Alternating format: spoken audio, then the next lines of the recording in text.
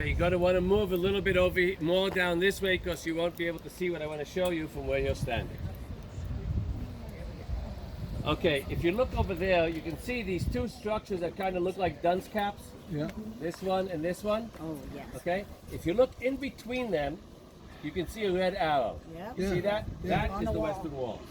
That's the western wall. That's the trail area. Okay, right over there.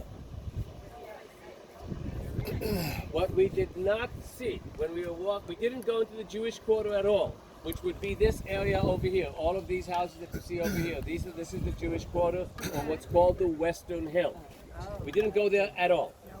What you see over here nowadays is 40 feet below the street level, right?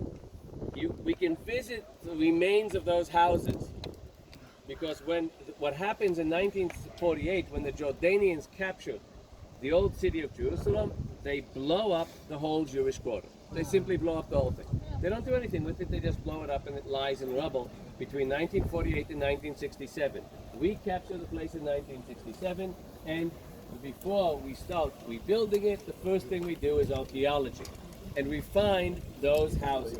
Those houses, which are very fancy, are the houses of the high priests or the priesthood.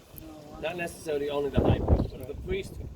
Okay? And we know that for numerous different reasons. One of them is that we find a lot of mikvaot. We also find documents that say this is the house of Katons, who's with one of these priests, and so on. So we know what's going on over there.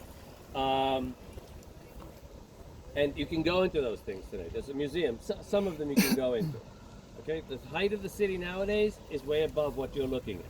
Okay, now if we look a little bit over, we'll go over here now.